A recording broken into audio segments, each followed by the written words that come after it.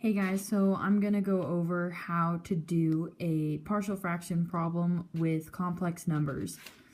It's problem number 12.5, assessment problem, and here's the function. It's 10 times s squared plus 119 over s plus 5 times s squared plus 10s plus 169. So first, when we're doing a partial fraction problem, we have to factor out the denominator. So this part is not fully factored out. So even though it is going to be complex numbers, we'll use the quadratic formula to factor it. So it's negative b, so negative 10 plus or minus the square root of b squared, 10 squared, minus 4 times a, which is 1, times c, which is 169, over 2a times 1. So that's going to be negative 10 plus or minus square root of 100 minus 676 over 2, which is negative 10 plus or minus square root of negative 576 over 2, which then will be, if you take the square root of negative 576, it's 24j, so it's negative 10 plus or minus j24 over 2. When you divide it, it's negative 5 plus or minus j12. So that equals s, and when we have it on the bottom of the denominator, we don't want it as s equals. We want it s plus the function equals 0. So we'll switch this into s plus 5 minus j12 and s plus 5 plus j12. So in the partial fraction, the bottom of the denominator, it will be, so on the top we have 10 times s squared plus 119 over s plus 5 times s plus 5 minus j12 times s plus 5 plus j12. After that, we're going to get the constants of the numerators over each denominator. So we're going to split up the denominator and find a, b, and c. So we're going to have a over s plus 5. And side note, so right now we only have one s plus 5, but say it was s plus 5 quantity squared. That 1 over. Then it would be a plus s plus 5 plus b over s plus 5 squared. Like that. So in this case, we just have a over s plus 5 plus b over s plus 5 minus j12 plus c s plus 5 plus j12. There. So after that, you want to get a common denominator to solve this. So we're going to have, and we can't forget about the right side, or the left side, left or right side, 10 times s squared plus 119 equals a. So we already have s plus 5 on the bottom. Then we're going to do a times s plus 5 minus j12 times the denominator of c, s plus 5 plus j12, plus b times s plus 5, the numerator or the denominator of a, times the denominator of c, so s plus 5 plus j12. And then the same thing with C. So plus C times S plus 5 times S plus 5 minus J12. Once we have that, we can start plugging in values for S. So it should be just like that. So we start plugging in values for S. I think the easiest way is to cancel out the A's, B's, or C's, the constants. So in order to do that, we want to get like S equals minus 5 to cancel out the B, make that 0, and C, make that 0.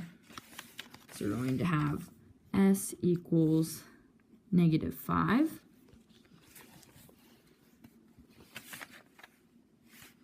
And we have 10 times negative 5 squared plus 119 equals A times negative 5 plus 5, that will be 0, minus J12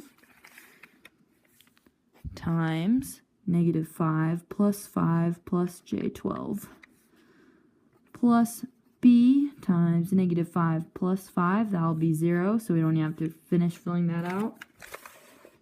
And then we have plus C, negative 5 plus 5, that will be 0 as well. So then we have, this will be 25 plus 119, which will be 144. So 10 times 144 equals A times negative J12 times positive J12, because the negative 5 and 5s will cancel out.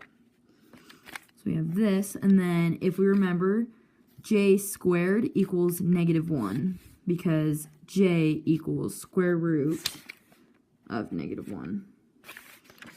So when we do that, we have 1,440 equals A times, so J times J, we have J squared, so that's a negative, times a negative, that makes it a positive, and then 12 times 12, so we just have 144. Divide both sides by 144. We get A equals 100. So that's the first constant that will be on top right here. Equals 100. So then we want to find B. And if we just find one of them, then we find the other because it's a conjugate. So we do the same exact thing. So we do S equals, let's cancel out A and C. So we'll do minus 5 plus J12. So then it's 10 times S squared. So we're going to have to square that. J12 squared plus 19 equals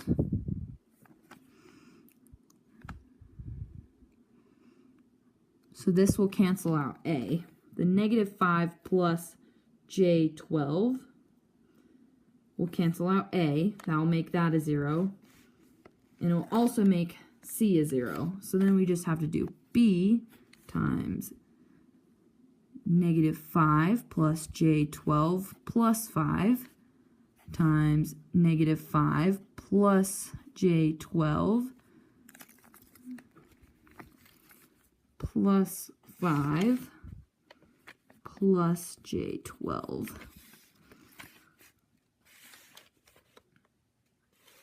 Just like that. So then it'd be easier if we just square it. For me, it's easier if I just square it beforehand. So this, that. So we're going to FOIL it. So 25 minus J60 minus J60. And then we have J squared again, so that makes it negative. So minus 144, which would be minus J120 minus 119. Well, so that makes it nice because this will cancel out. So we have 10 times times minus j 120 minus 119 plus 119 cancels out equals b times, so the negative 5 and the plus 5, that's 0, so just j12 times, then that cancels out again, and we have j24. So we're going to have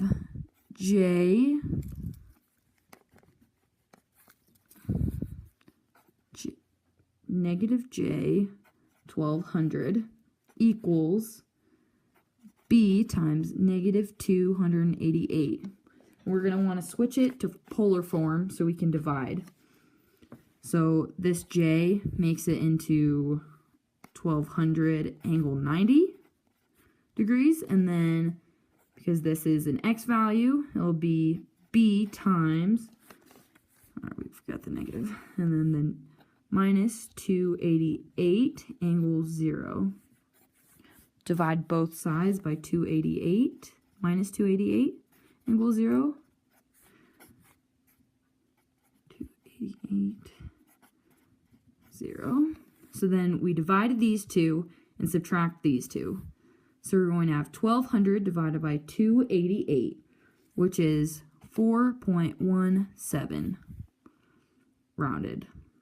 Angle 90 minus 0, which is just 90 degrees.